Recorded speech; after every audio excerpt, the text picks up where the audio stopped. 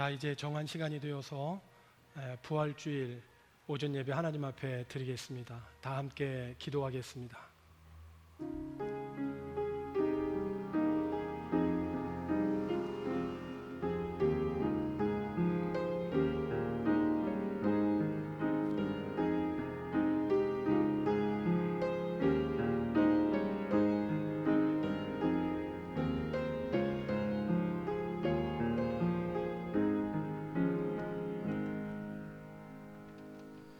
어찌하여 살아있는 자를 죽은 자 가운데에서 찾느냐?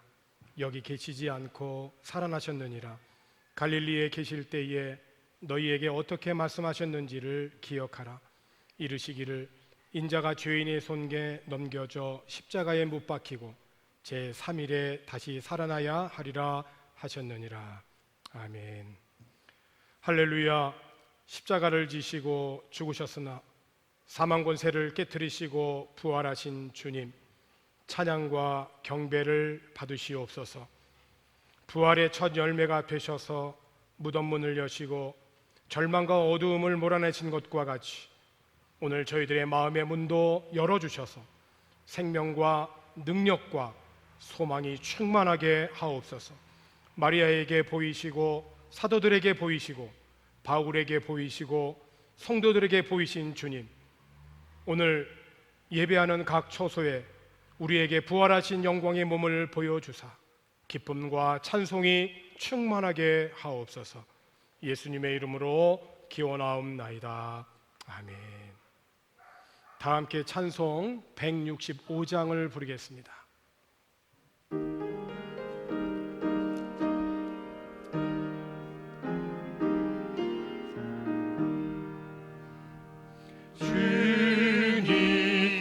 영광 다시 사신 주, 사망 권세 모두 이기시렸네. 흰 옷 입은 천사 돌을 옮겼고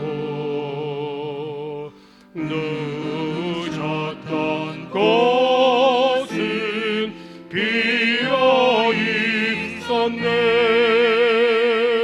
주님의 영광 다시 사신 주, 사망 권세 모두 이기시렸네.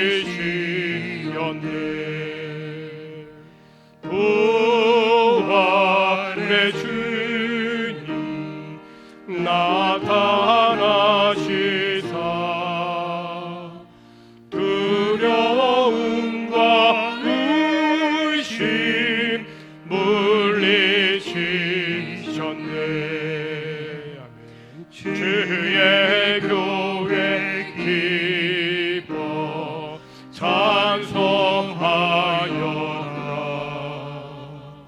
다시 사신 주님, 죽음이 이겼네. 주님께 영광 다시 사신 주, 사망 권세 모두 이기시렸네.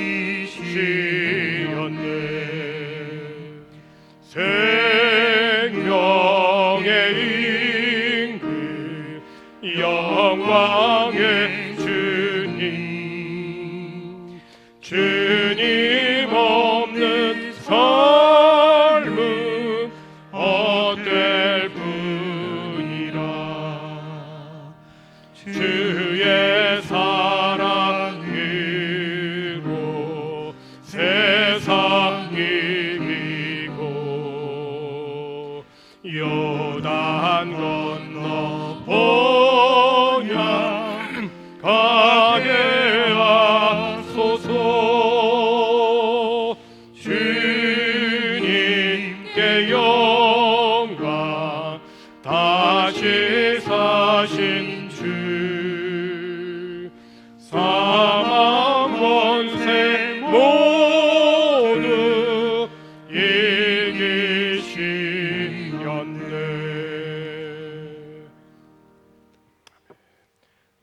함께 사도신경으로 우리의 신앙을 고백하겠습니다.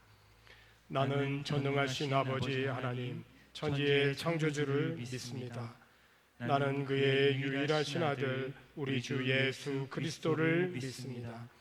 그는 성령으로 잉태되어 동정녀 마리아에게서 나시고 본디오 빌라도에게 고난을 받아 십자가에 못 박혀 죽으시고 장사된 지 사흘 만에 죽은 자 가운데서 다시 살아나셨으며 하늘에 오르시어 전능하신 아버지 하나님 우편에 앉아 계시다가 거기로부터 살아있는 자와 죽은 자를 심판하러 오십니다. 나는 성령을 믿으며 거룩한 공교회와 성도의 교제와 죄를 용서받는 것과 몸의 부활과 영생을 믿습니다. 아멘. 성시교독 133번 부활절 1번 다 함께 교독하겠습니다. 하나님께서 그를 사망의 고통에서 풀어 살리셨으니 이는 그가 사망에 매여 있을 수 없었음이라. 우리 주 예수 그리스도로 말미암아 우리에게 승리를 주시는 하나님께 감사하노니 그러므로 내 사랑하는 형제들아 견실하며 흔들리지 말고 항상 주의 일에 더욱 힘쓰는 자들이 되라. 이 말을 할 때에 예수께서 친히 그들 가운데 서서 이르시되 너희에게 평강이 있을지어다 하시니 그들이 놀라고 무서워하여 그 보는 것을 영으로 생각하는지라. 예수께서 이르시되 어찌하여 두려워하며 어찌하여 마음에 의심이 일어나느냐. 내 손과 발을 보고 나인 줄 알라. 또 나를 만져보라. 영은 살과 뼈가 없으되 너희 보는 바와 같이 나는 있느니라. 그러나 이제 그리스도께서 죽은 자 가운데서 다시 살아나서 잠자는 자들의 첫 열매가 되셨도다. 예수께서 이르시되 나는 부활이요 생명이니 나를 믿는 자는 죽어도 살겠고 무릇 살아서 나를 믿는 자는 영원히 죽지 아니하리니 이것을 내가 믿느냐. 이르되 주여 그러하외다. 주는 그리스도시요 세상에 오시는 하나님의 아들이신 줄 내가 믿나이다. 아멘. 다 함께 찬송 160장을 부르신 후에 박선자 권사님께서 기도 인도해 주시겠습니다.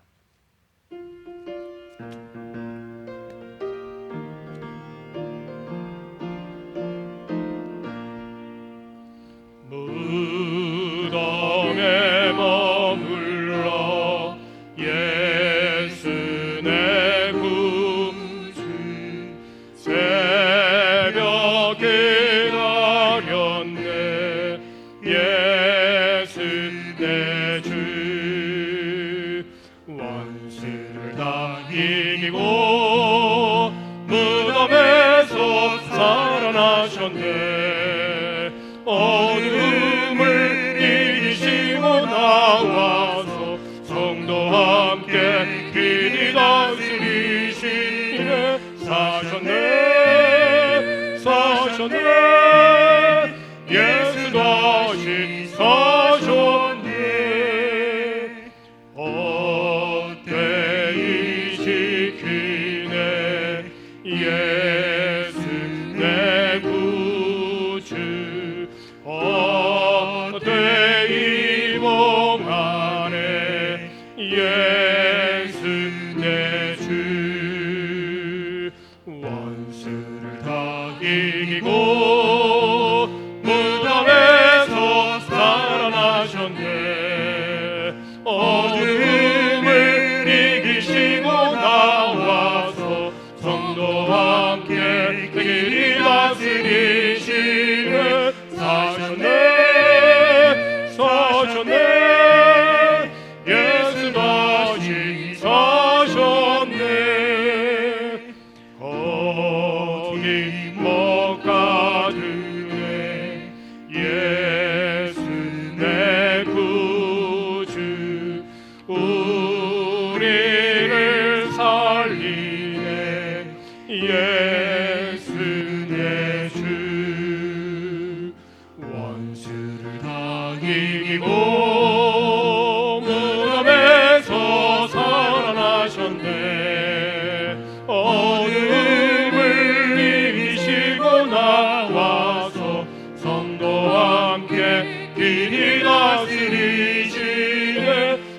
사셨네 사셨네 예수 다시 사셨네.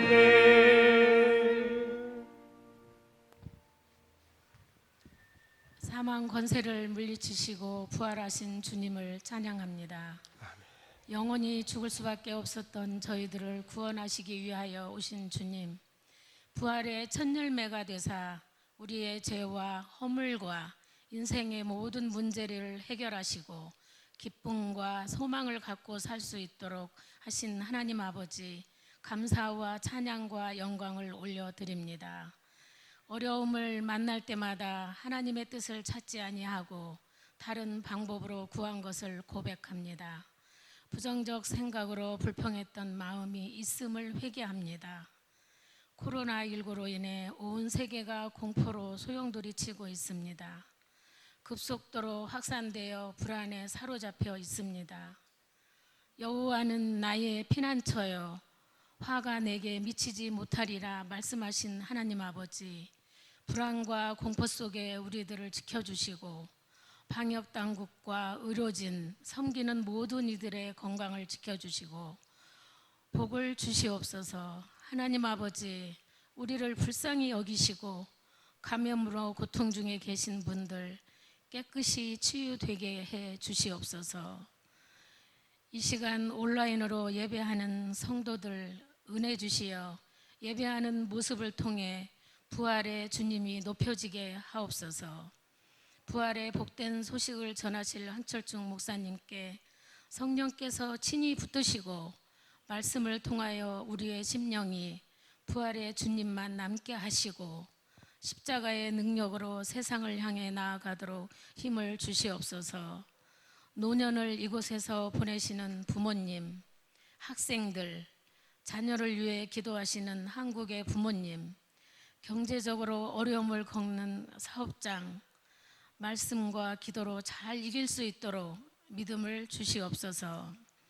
사망과 권세를 이기시고 부활하신 주님께 영광이요, 우리 모두에게 은혜와 감사가 넘치는 예배가 되게 하옵소서.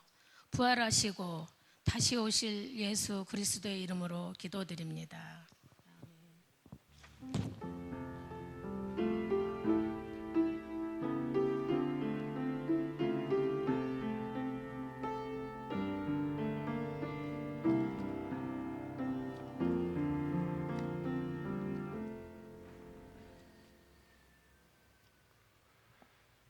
교회 소식 전하겠습니다. 오늘은 부활주일입니다. 각 초에서 예배하지만 오늘도 부활의 기쁨으로 하나님께 영광의 예배 함께 하였으면 좋겠습니다. 공지한 대로 우리 성경 잔치, 성경 66권을 성도 66명이 한 권씩 맡아서 읽고 또 받은 바 은혜의 말씀을 기록하여 이제 코로나19가 이제 진정이 되면 어느 한 기간을 정하여서 이제 온 성도들과 함께 나누는 말씀 잔치입니다. 행교 단톡을 통하여서 받은 바 은혜의 말씀을 기록하는 방법에 대해서 나눠드렸고 또 각각 개인적으로 읽고 기록하고 기도하는 가운데 이제 모이게 되면 또 귀한 은혜의 말씀들을 이렇게 나눠주시면 좋겠습니다. 이제 매주 온라인 예배를 위하여서 섬겨주시는 이렇게 음향팀 감사를 드리고 또 오늘 특별히 부활주일에 또 이렇게 헌금송 이렇게 섬겨주신 유성 교사님께도 이렇게 감사드립니다. 자, 이제 하나님의 말씀 함께 읽겠습니다. 사도행전 9장 1절로 9절입니다.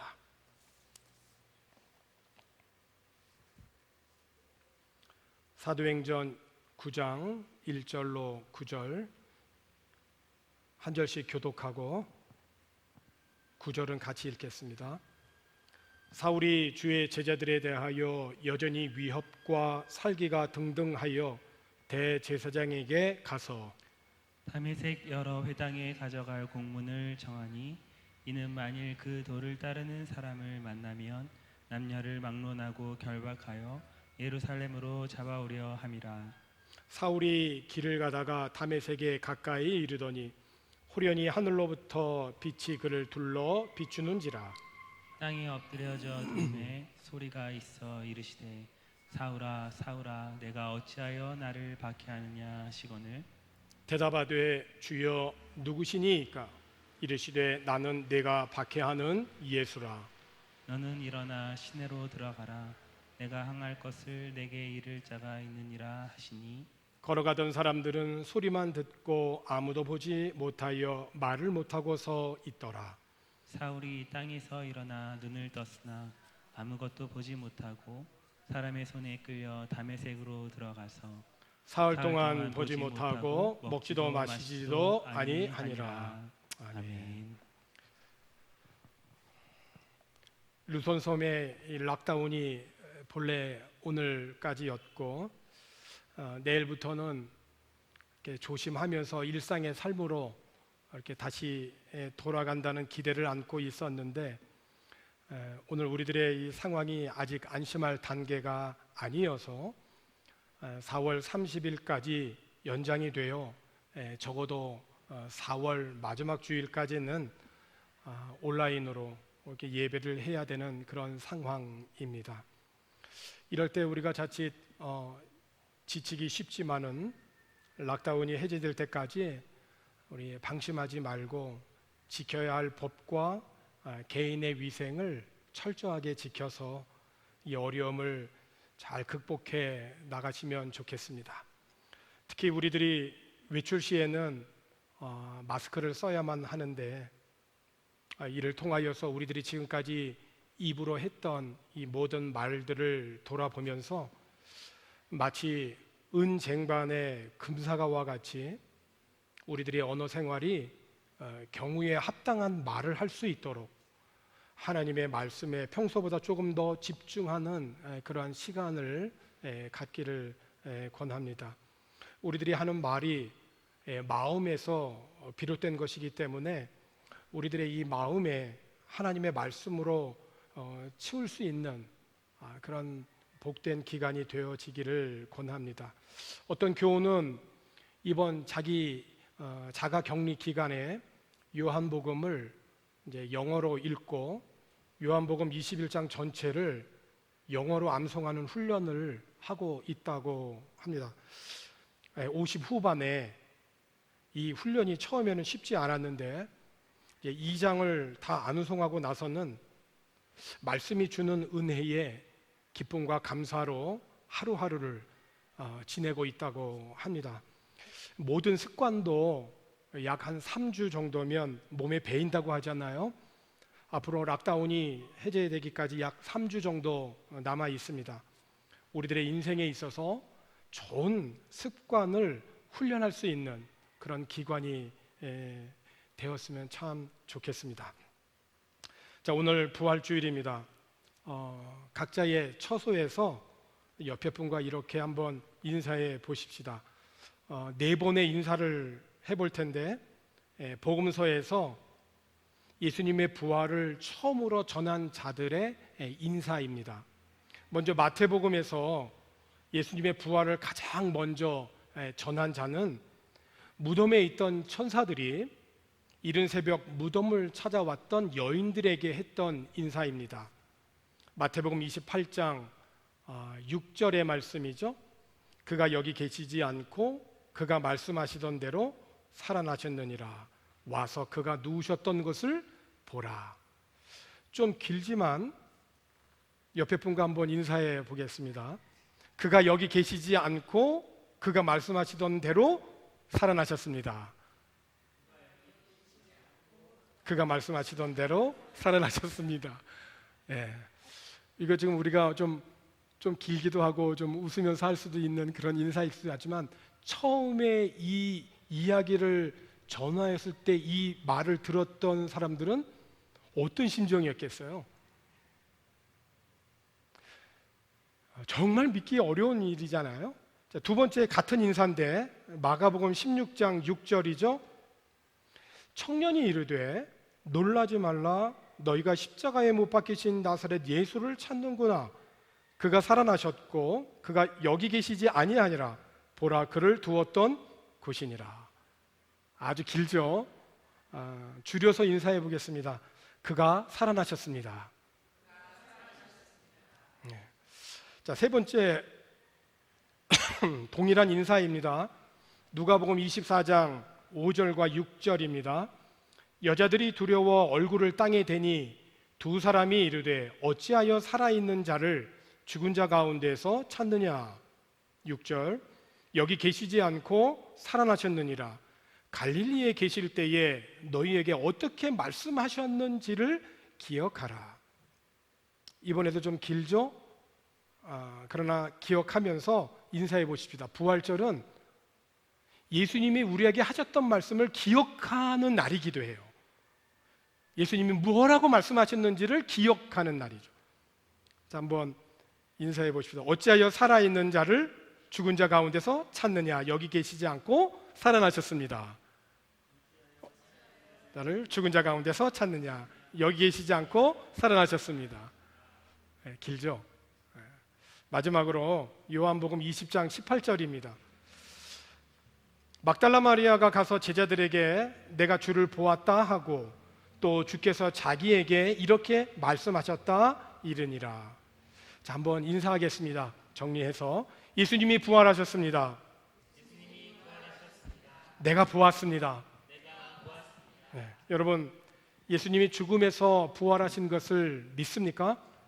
네, 그렇습니다. 예수님은 순환 받으시기 전에 고난과 죽음 그리고 부활에 대해서 3번이나 말씀을 하셨어요. 특별히 예루살렘 입성 전에는 죽었던 나사로를 다시 살리심으로 부활할 것을 미리 보여주셨습니다. 생명 있는 자가 생명을 줄 수 있는 거예요. 그렇죠? 그리고 말씀하신 대로 죽음에서 다시 살아나심으로 우리에게 영원한 영생의 소망을 주셨습니다. 할렐루야. 예수님은 부활하셨기 때문에 예수님의 무덤은 빈 무덤이겠죠. 사람이 죽으면 그 사람이 생전에 얼마큼 많은 업적을 남기고 살았느냐, 또 그것에 따라서 또 무덤도 화려하게 치장합니다. 자랑합니다. 그러나 예수님에게는 무덤이 없죠. 왜 그렇습니까? 예수님은 부활하셨기 때문에 더 이상 예수님에게는 무덤이 필요하지 않은 것입니다. 오늘 부활주일을 맞이하여서 부활에 대하여서 말씀을 전하면서 교훈을 얻고 은혜를 나누고자 합니다. 오늘 본문에 있는 말씀은 기독교 역사에 있어서 가장 훌륭한 그리스도인 바울의 그 회심을 기록하고 있습니다. 바울의 회심 이 간증은 이곳 말고 사도행전 22장과 26장에 또 기록되어져 있는데, 오늘 사울을 바울되게 하였던 것, 그것은 무엇이었을까? 오늘 본문 우리가 함께 읽은 1절에 있는 말씀을 보면 사울이 주의 제자들에 대하여 여전히 위협과 살기가 등등하여 제사장에게 가서, 사울은 주님의 제자들에 대하여서 여전히 위협과 살기가 등등했다라고 합니다. 사울이 당시 그리스도인들에게 어느 정도로 위협하고 어느 정도로 그의 살기가 있었냐? 사도행전 9장 13절에 있는 말씀을 보면 제자 아나니아를 통하여서 우리가 알 수 있습니다. 9장 13절에 있는 말씀을 보면 아나니아가 대답하되 주여 이 사람에 대하여, 이 사람은 사울이죠, 내가 여러 사람에게 듣사온즉 그가 예루살렘에서 주의 성도에게 적지 않은 해를 끼쳤다 하나니.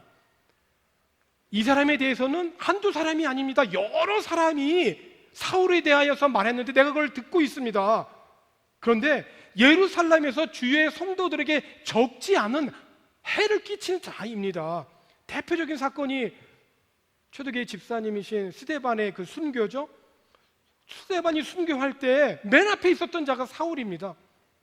사도행전 7장 58절에 보면 성 밖으로 내치고 돌로 칠세, 증인들이 옷을 벗어 사울이라 하는 청년의 발 앞에 두니라. 그리고 이어지는 8장 1절에 보면 사울은 스데반의 죽음을 마땅히 여겼다라고 그렇게 기록하고 있어요. 그러니까 사울은 스데반의 이 죽음을 마땅히 여긴 자고, 돌을 들어서 스데반을 죽인 사람들에게는 찬송표를 던지면서 축하의 말을 전했던 자가 이 사울입니다. 그리고 아나니아를 통하여서 9장 14절을 보면 여기서도 주의 이름을 부르는 모든 사람을 결박할 권한을 대제사장들에게서 받았나이다 하거늘. 여러분, 예루살렘에서 다메섹까지가 예루살렘에서 동북쪽으로 약 20km는 올라가야 됩니다. 그러니까 예수 믿는 사람들을 붙잡아 오는 데 있어서는 거리도 상관하지 않았던 자입니다. 본문 우리 2절에 있는 말씀에 보면 다메섹 여러 회당에 가져갈 공문을 청하니라고 그렇게 기록하고 있는데, 이 회당은 유대인들이 흩어진 유대인들이 흩어져 있는 곳에서 하나님의 말씀을 배우기 위하여 세운 장소이죠.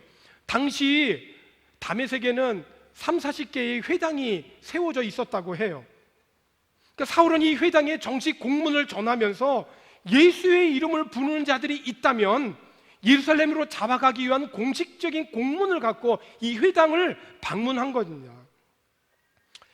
기록에 의하면 AD 66년 네로 황제가 이 지역의 그리스도인들을 1만 명을 학살했다라고 하는 그런 기록이 있습니다. 그러고 보면 사울 당시 이 다메섹에 많은 그리스도인들이 있었기에 사울은 이들을 붙잡아 가기 위한 정말 특심을 낸던 자이죠. 아나니아는 이런 그 무서운 열심을 갖고 예루살렘에서 다메섹까지 오는 그런 사울에 대하여서 들었던 겁니다. 그러니까 사울은 예수 믿는 자들은 죽어야 마땅한 자들이고 주님의 이름을 부르는 자는 어느 곳에 있든지 그들은 붙잡아 내야 되는 것이 하나님을 위하는 일이라고 이렇게 생각했던 자입니다. 왜 사울이 이렇게 특심을 냈을까요? 로마서 10장 2절에 있는 말씀을 보면 내가 증언하노니 그들이 하나님께 열심히 있으나 올바른 지식을 따른 것이 아니니라. 이거 참 중요한 말씀이에요. 하나님께 열심히 있는데 그 열심을 이루는 그 지식, 그 열심을 내게 만드는 그 지식은 올바른 것이 아니라는 거예요. 그러니까 이 유대인들의 이 열심은 바울도 충분히 인정을 하는 거였거든요. 바울이 그걸 어떻게 알죠?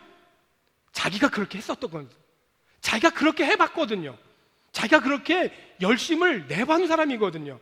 구원이라고 하는 것은 율법을 잘 지키면 된다라고 생각을 해서 태어나면서부터 8일이 되면 할례를 받는 것이 하나님의 백성된 자의 표시다라고 시작을 해서 죽을 때까지 율법을 지킴으로 구원을 얻을 것이라고 생각을 했거든요.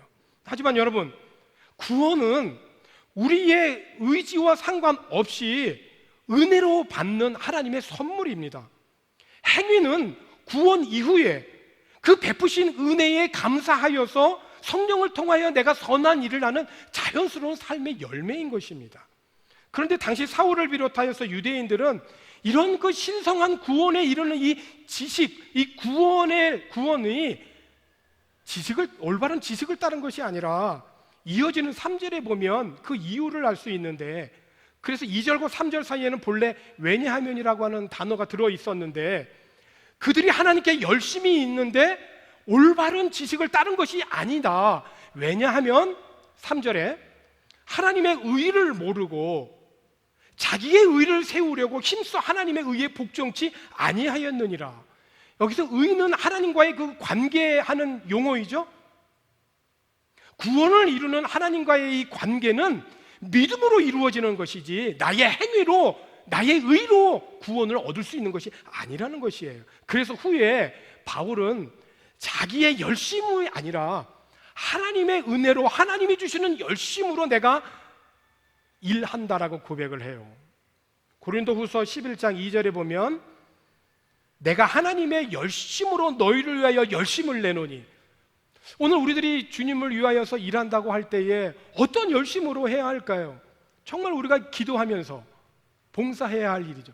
하나님, 내 의지와 내 의로 열심 내지 않게 하시고 하나님의 은혜로 주어지는 하나님의 열심으로 이 사명을 감당케 해 주십시오. 그래서 사도 바울은 내가 하나님의 열심으로 너희를 위하여 열심을 내노니 내가 너희를 정결한 처녀로 한 남편이 그렇게 드리려고 중매함이로다라고 그렇게 고백했어요. 이전에는 어떤 열심으로 하나님을 섬겼는가? 자기 열심으로, 자기의 의로, 그래서 자기의 의의를 내세웠던 거죠. 그래서 하나님을 위한다고 했지만 사실 그것은 하나님을 오히려 해하는 일이었던 거예요. 그래서 빌립보서 3장 6절에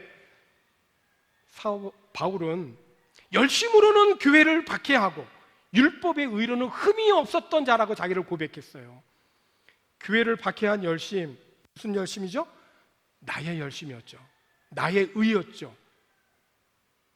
이렇게 주님의 몸인 교회를 박해하고 주님의 이름을 부르는 자의 죽음은 마땅히 여기는, 그래서 어디에 있든지 주님의 이름을 부르는 자들은 붙잡아 내오는 것이 하나님의 사명인 줄로 알고 예루살렘에서 다메섹까지 가던 그 사울이 180도로 바뀝니다. 그의 인생에 있어서 잊을 수 없는 경험을 한 거죠. 본문 3절이죠. 사울이 길을 가다가 다메섹에 가까이 이르더니 호련히 하늘로부터 빛이 그를 둘러 비추는지라. 4절, 땅에 엎드러져 들으며 소리가 있어 이르시되 사울아 사울아 내가 어찌하여 나를 박해하느냐 하시거늘. 여러분, 얼마나 놀랐을까요? 얼마나 충격을 받았을까요? 그런데 사울이 대단한 사람이긴 합니다. 호련히 하늘로부터 빛이 임하여서 놀래서 그만 땅에 그냥 바짝 엎드려져 버릴 수밖에 없는 사울이었는데, 그 사울이 그 상황에 대해서도 뭐라고 합니까? 5절이죠. 대답하되 주여 누구시니까. 참 사울이 대단한 사람이긴 합니다. 그죠? 넘어져서 땅에 엎드러졌는데 그 빛 가운데에서 주여 누구시니까 라고 말을 할 수 있는 사람이라는 거예요. 그 다음에 이제 사울은 엄청난 말을 듣게 되죠. 이 말이 사울을 바울되게 했던 겁니다. 5절 하반절에 나는 내가 박해하는 예수라. 이 주님의 말씀에 지금까지 사울의 모든 사상과 모든 의와 모든 신앙이 한순간에 무너지는 거예요. 나는 내가 박해하는 예수다. 사울이 생각하는 예수는 어떤 자였을까요? 죽은 예수였어요. 죽은 예수. 하나님을 모욕했던 사람이었고 사람들을 선동해서 이끌었던 사람이었고, 그래서 그는 죽어야 마땅한 사람이라고 생각을 했었어요. 죽은 예수라고 생각했던 거죠. 그런데 그 죽었다라고 생각한 그 예수가 살아서 지금 사울에게 나타나 말씀하시는 겁니다. 나는 내가 박해하는 예수라. 이 살아있는 자가 아니면 말씀하실 수 없는 내용이에요. 나는 내가 박해하는 예수다. 스데반을 박해하면 그것은 예수님을 박해하는 것이었고, 주는 그리스도시요 살아계신 하나님의 아들이니다를 고백하는 사람들의 모임인 그 교회를 박해하고 핍박하면 그것은 곧 예수님을 박해하는 것이라는 거예요. 어떤 예수님? 살아계신 예수님. 그 죽음에서도 부활하신 그 예수님을 박해하는 것이라는 거예요. 내가 예수님을 믿음으로 박해받고 핍박을 받는다라고 하면 주님과 함께 내가 핍박과 박해를 받고 있다고 하는 사실에서 위로받으시기를 바랍니다.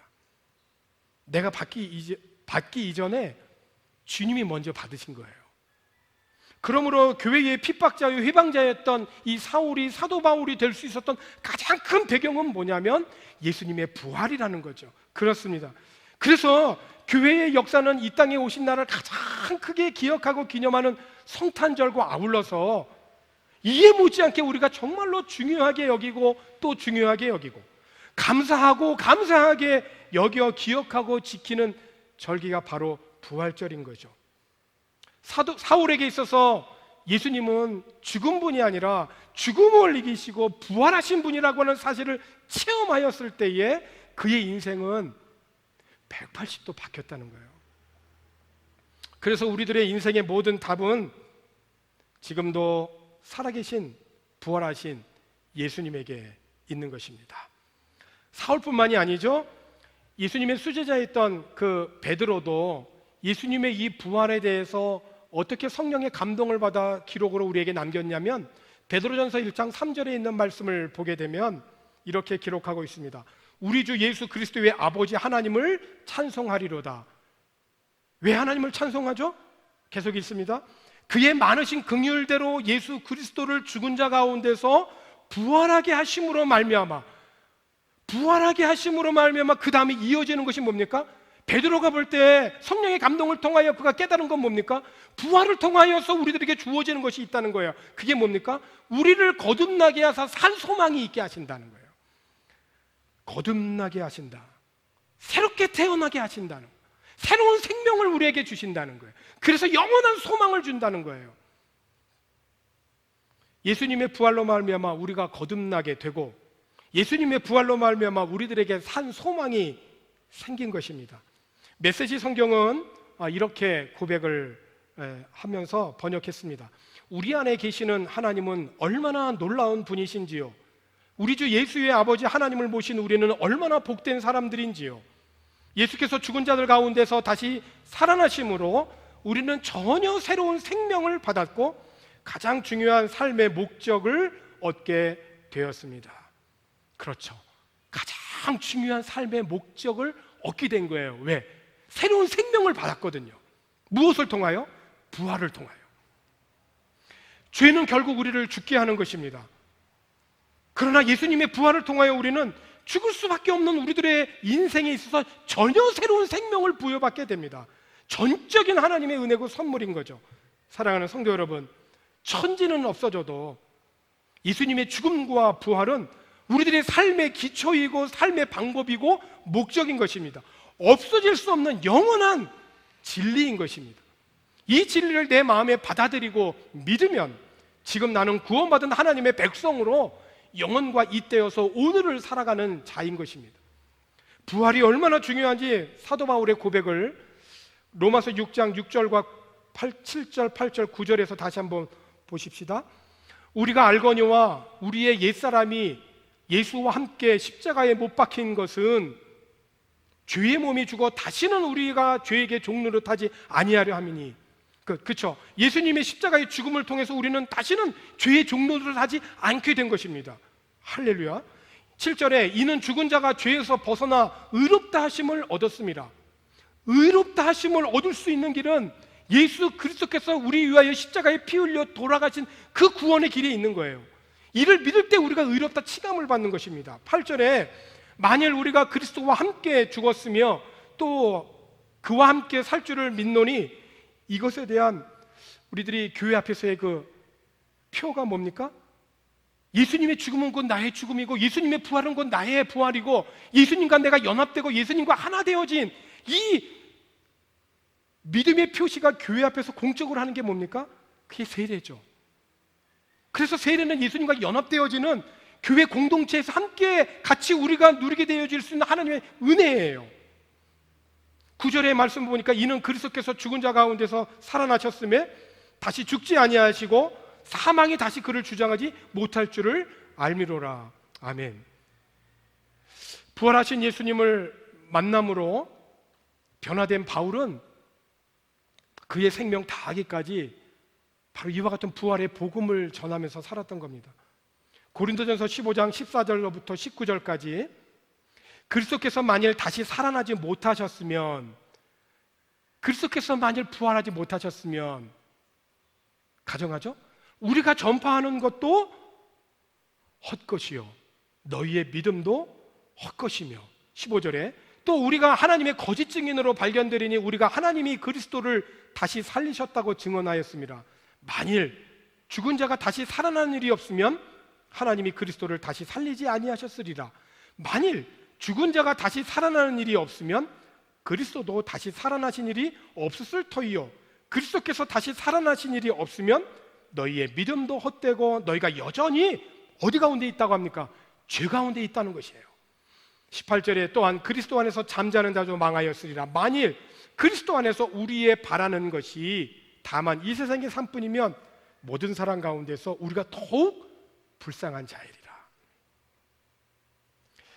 사랑하는 성도 여러분, 바울은 주님 다시 오실 때에 우리들이 이 육신은 순식간에 다 호련히 변화되어서 영원한 생명의 삶을 산다라고 선포를 해요. 끝으로 고린도전서 15장 그래서 51절부터 58절에 있는 그런 말씀까지 우리가 한번 확인해 보면서 우리 부활에 대해서 다시 한번 우리가 교훈을 받고 부활의 복음을 받은 우리들이 어떻게 오늘을 살아가야 될 것인지에 대해서 다시 한번 우리가 이 말씀을 통해서 확인하여 보십시다. 자, 고린도전서 15장 51절부터 58절까지 제가 읽을 건데 57절까지는 제가 읽고 58절은 이제 같이 읽으려고 합니다. 자, 51절 보라 내가 너희에게 비밀을 말하노니 우리가 다 잠잘 것이 아니요 마지막 나팔에 순식간에 호련히 다 변화되리니 나팔 소리가 나매 죽은 자들이 썩지 아니할 것으로 다시 살아나고 우리도 변화되리라. 이 썩을 것이 반드시 썩지 아니할 것을 입겠고 이 죽을 것이 죽지 아니함을 입으리로다. 이 썩을 것이 썩지 아니함을 입고 이 죽을 것이 죽지 아니함을 입을 때에는 사망을 삼키고 이기리라고 기록된 말씀이 이루어지리라. 사망아 너의 승리가 어디 있느냐? 사망아 내가 쏘는 것이 어디 있느냐? 사망이 쏘는 것은 죄요 죄의 권능은 율법이라. 우리 주 예수 그리스도로 말미암아 우리에게 승리를 주시는 하나님께 감사하노니. 58절 같이 읽읍시다. 그러므로 내 사랑하는 형제들아 견실하며 흔들리지 말고 항상 주의 일에 더욱 힘쓰는 자들이 되라. 이는 너희 수고가 주 안에서 헛되지 않은 줄을 알미라. 아멘. 예수 그리스도를 믿음으로 말미암아 오늘 우리들은 새로운 생명, 영원한 생명을 우리들이 얻게 되었습니다. 죽었다가 다시 새로운 생명을 얻게 되어진 것은 어떻게 우리가 살아가야 되겠습니까? 얼마나 감사한 삶입니까? 히스기야 같이 15년 연장을 받았지만 15년 동안 불행의 씨앗을 남긴 그런 삶이 아니라 예수 그리스도를 믿음으로 말미암아 우리가 부활의 생명을 우리가 얻는 영생 얻는 자로서 새 생명 얻은 자로 오늘 우리들이 사도 바울의 이 고백처럼 그리스도로 말미암아 우리에게 승리를 주신 하나님께 감사하면서 그러면서 우리가 흔들리지 아니하고 견실하고 항상 주의 일에 더욱 힘쓰는 그런 주님의 백성들이 되기를 주님의 이름으로 축원합니다. 기도하십시다. 오늘 우리의 영원한 생명 되신 하나님 아버지, 우리를 구원하시기 위하여 이 땅에 예수 그리스도를 보내주시고 우리 위에 모진 고난을 당하시며 죽으셨지만 사흘 만에 다시 살아나심으로 우리를 구원하여 주시니 참 감사합니다. 부활의 예수, 부활의 생명으로 매일매일을 살아가게 하여 주옵소서. 주님 다시 오실 때에 영원히 썩지 않을 몸을 입고 주님을 찬송하게 하여 주옵소서. 그때까지 우리 위에 이루신 예수님의 모든 일을 기억하고 부활의 믿음 위에 굳게 서서 흔들리지 아니하고 주저하지 말고 주님을 위하여 하는 일이 시간 낭비나 헛수고가 아님을 확신하고 주님의 일에 매진하는 우리 모두 되게 하여 주옵소서. 감사를 드리며 예수님의 이름으로 기도하옵나이다. 아멘.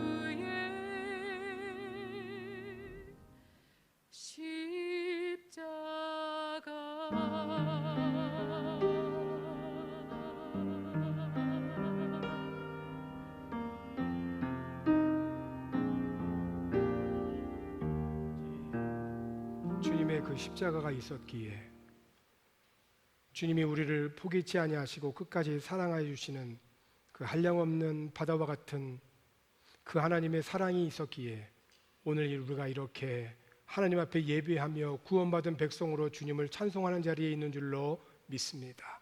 베푸신 하나님의 은혜를 늘 기억하고 오늘 우리들의 삶의 현장에 부활의 예수, 부활의 생명을 갖고 하나님의 뜻을 바르게 전하고 나누고 행하는 저희들의 삶이 되도록 하나님 인도해 주옵소서. 베푸신 은혜를 기억했습니다. 잊지 않고 귀한 예물에 담아 주님 앞에 올렸습니다.